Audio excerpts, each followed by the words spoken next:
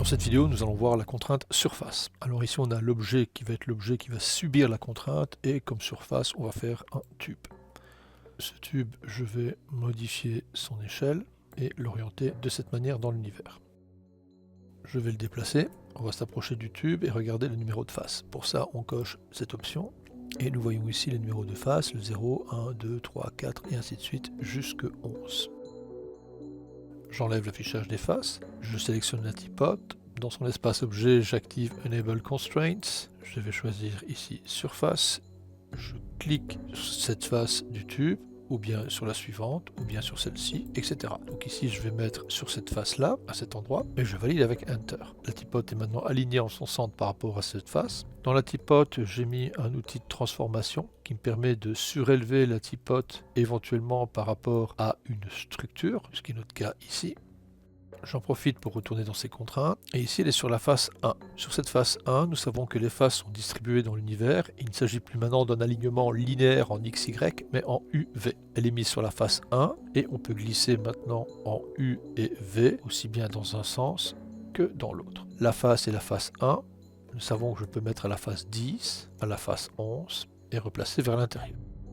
Je reviens sur le tube pour d'autres explications. En effet, nous voyons ici la typote qui est alignée. Je vais afficher les normales et je vais mettre un modificateur de normal sur la surface, c'est-à-dire le tube qui est la cible de la contrainte. Dès que j'active le nœud normal, nous voyons que la typote bouge un petit peu et vous pouvez modifier les normales et en fonction de la modification des normales, nous voyons que la typote suit. Bilan, par défaut, la contrainte surface est tributaire aussi des normales pour son orientation et du numéro de face pour ce qui est de sa position.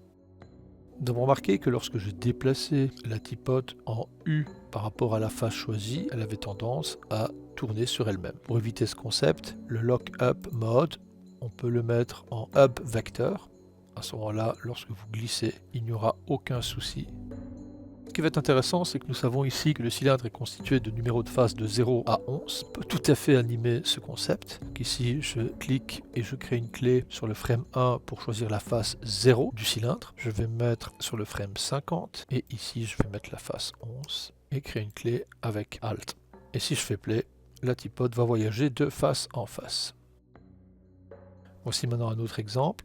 J'ai un cylindre et un panneau. Sur ce panneau, Enable Constraint, surface, je clique à cet endroit et je vais modifier les alignements afin de placer correctement le panneau. J'ai ici le Look at Axis, je choisis X et le Lookup c'est Y. Avec le Roll, je peux choisir l'inclinaison du panneau en fonction de ce que j'ai besoin.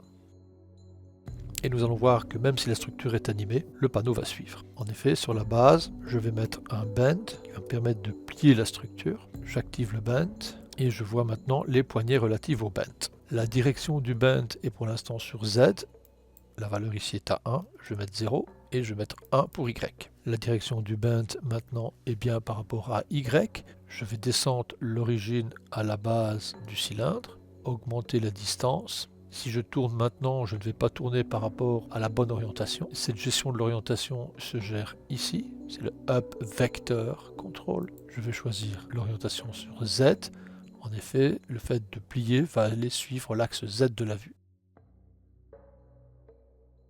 Ici, sur le bend, je vais mettre un Motion FX, un Noise.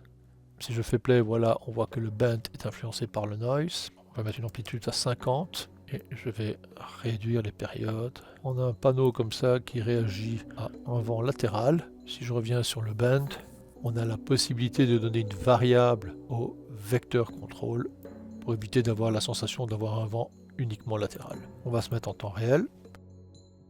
Et voici donc la base qui est animée et le panneau qui suit. Nous allons voir maintenant une dernière application. Donc on va créer une grille. Alors cette grille, je vais la subdiviser. On va mettre par exemple 50 par 50. Sur cette grille, je vais mettre un mountain. Voici mountain. Le type de noise, je vais prendre periodic flow et animer l'offset sur X. Donc je vais faire une timeline de 100 frames. L'offset, je crée une clé ici sur X, je vais au dernier frame de la timeline et je manipule l'offset, Alt, j'ai maintenant mon animation. Je rajoute un autre mountain pour donner plus d'irrégularité. Je vais réduire element size, je vais réduire la force. Le noise type, je vais prendre Perlin, je modifie quelques paramètres. Et si je fais play, voilà ce que j'ai. Je vais importer un OBJ, donc je crée un espace objet, géométrie. Dans cet espace objet, je mets File pour aller chercher une géométrie extérieure. Voici mon objet OBJ, Accept. Alors j'ai pour habitude de mettre un conver lorsque j'utilise une géométrie extérieure, pour qu'il soit bien polygonal reconnu par Houdini, et aussi pour unifier les normales à un nœud normal. Il faut avouer que mon surfeur est très grand, donc ici je vais mettre un nœud de transformation, et je vais réduire l'échelle de 0.15. J'enlève la grille d'univers, je reviens sur l'espace objet de ma géométrie, Enable Constraint, et je vais mettre une contrainte surface, je vais cliquer à cet endroit.